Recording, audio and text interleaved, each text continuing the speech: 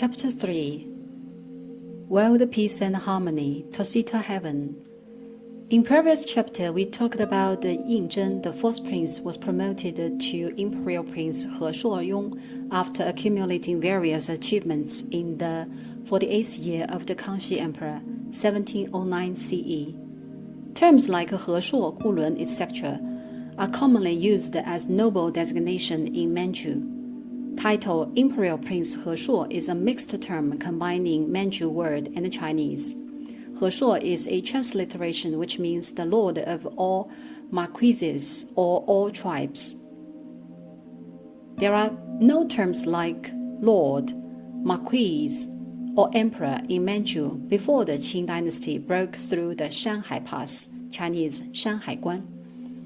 The lords of tribes were all called Beile. Junior Beile was called Beile Duoluo, and senior Beile was called Beile He Shuo. After entering Shanhai Pass, imitating Chinese tradition, the Manchu appended He Shuo to Imperial Prince. This methodology was also applied to the princesses' naming system.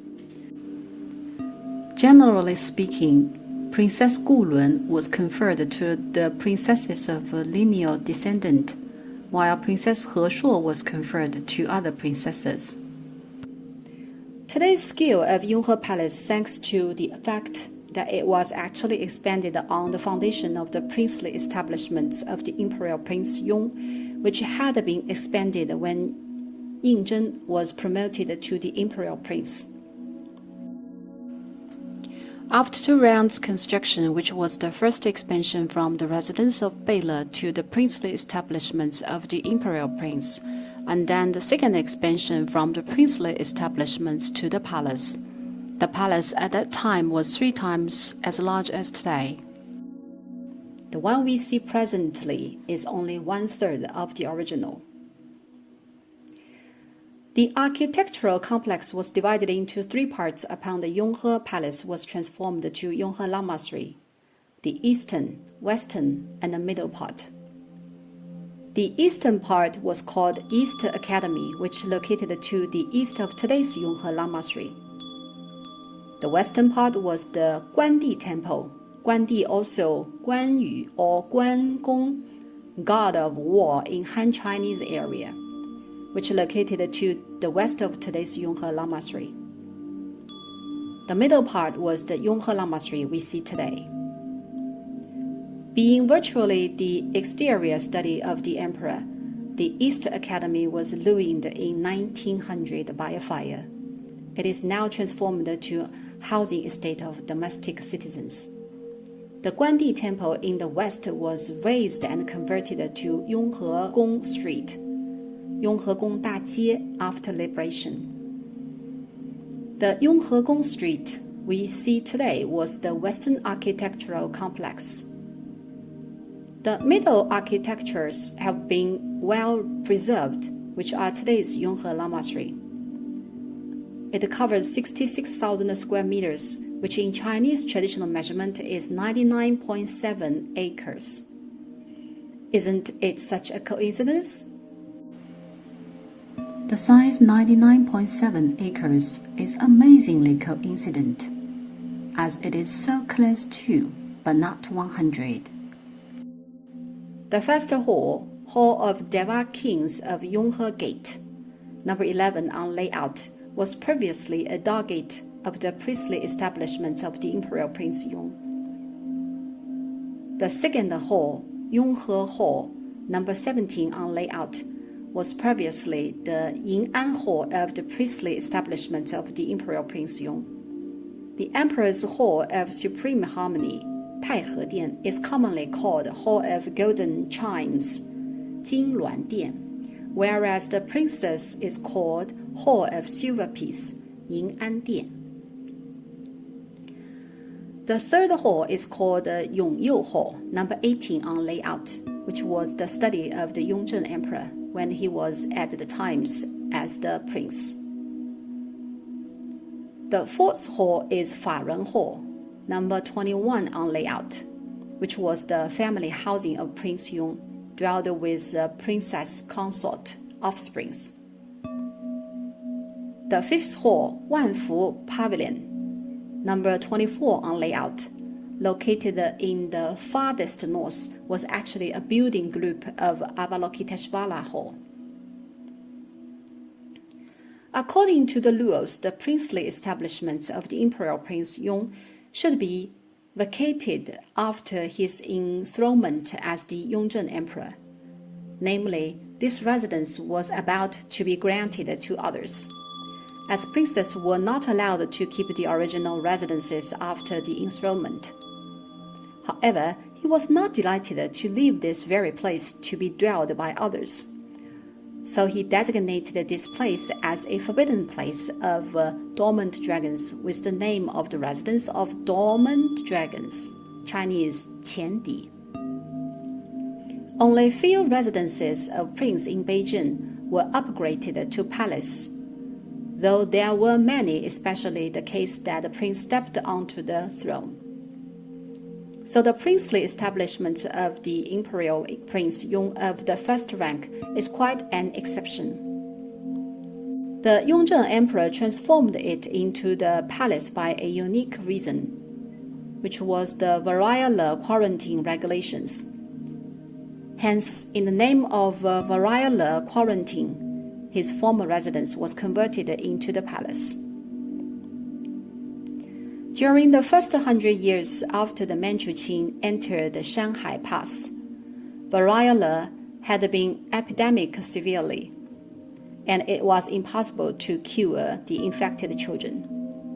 One crucial reason that Kangxi was granted as the throne succession was due to the very fact that he had survived the variola when he was a kid. There are only two ways to deal with a virus: either to kill it or isolate and keep away from it in the condition that there is no valid therapy, right? So the only way is to isolate these infected kids. This was the variola quarantine regulations of the Qing dynasty, which was strictly executed. For instance, migrating from the outside of the Shanghai Pass, the Shunzhi Emperor had not been infected variolas. Hence, the variola quarantine regulations was fulfilled by transferring all his imperial family members to another palace. This palace that the princess and the princesses moved into was called Auxiliary Palace, Chinese 行宫, literally mobile palace. How about the Qianlong Emperor, who was the throne successor of the Yongzheng Emperor? He was born and brought up in the Yonghe Palace, so it was the auxiliary palace of the princess for the variola quarantine. Thus, in that name, it was upgraded to the auxiliary palace. Not all the residences of prince were transformed to auxiliary palaces, as some of them are transformed to temples, like the variola quarantine place for the Kangxi Emperor was converted to a temple which was called the Fuyou Temple. The variola quarantine regulations in early Qing dynasty was extremely strict. To what extent? For example, before a Talku of Tibet or Mongolia went to the imperial court, after arriving in Beijing or before his leaving, he needed to fulfill variola quarantine in between. It is well known today that there are 8 temples in Chengde Imperial Summer Resort. They are the places for Talkus to rest. In addition, they actually hold another function, which is a place to proceed the variola quarantine. Talkus from Tibet needed to live here for a while and then went to Beijing and stayed for a while again before his returning to Tibet. As the variola has an incubation period, and through the variola quarantine regulations, it can be judged whether you are infected or not. Yong in the word Yonghe Palace derived from the conferred title when the Yongzheng Emperor was granted the imperial prince as Prince Yong. We cannot tell how the Kangxi Emperor thought when he conferred the word Yong. But we know why it is called the Yonghe Palace, as there are stelae composed by the Qianlong Emperor, which were carved in 4 different languages standing straight in the Western Stele Pavilion, number 7 on layout, and the East Stele Pavilion, number 8 on layout of the Yonghe Palace, when the palace was transformed to the temple. The stele demonstrate the origin of the name Yonghe Palace. The word Yong in the name of Yonghe Palace is a connotation-dominating word. With the word Yong, it is easy to proceed to search the books. In chapter Canon of Yao of the Book of History, Chinese 尚书尧典, one of the Confucian classics 4 books and the 5 classics, Chinese 四书五经, it says, as long as people's affairs are fairly perceived and managed, and all the vassals and tribes are peacefully coordinated, harmony will be passed on generation by generation and shining the whole imperial land. Chinese 百姓昭明，协和万邦，黎民于辨识庸。庸, harmony, derives from this saying indeed. Yong means harmony and peace according to biography of Confucius, Chinese 孔传.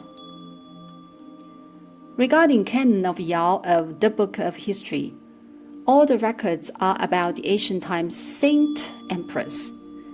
Yao was one of the 4 eminent kings of ancient China. Yao, Shun, Yu, Tang. Canon of Yao is the book on governance. So there is a saying on the imperial stele of Yonghe Palace as follows: 时雍协和，慎莫孔章. 慎莫 means the emperor's strategy. 孔章, to advocate. Thus, 慎莫孔章 means to advocate the emperor's strategy. Then what is the emperor's strategy? 时雍协和. Yong means harmony. So harmony is the strategy of the Yongzheng emperor, which is the name origin of the palace. Though we may argue that it may be not the case in reality, studying his governance approach, the Yongzheng emperor was the toughest and most determined one among all the emperors of the Qing dynasty. Harmony was seldom discovered, but it was still possible. For all the historical rulers, they were keen on advocating mostly the virtue they could not perceive on themselves. This is the entire interpretation of how the name of Yonghe Palace is defined. It has an individual Tibetan name which was submitted to the emperor by Zhang Jia Luobiduoji, the 3rd Zhang Jia Hutuktu, who was the first chief Campbell of Yonghe Lamasery and bestowed by the Qianlong Emperor. It is called Ga Dan Jing Qia Ling, which means to see to heaven in Chinese.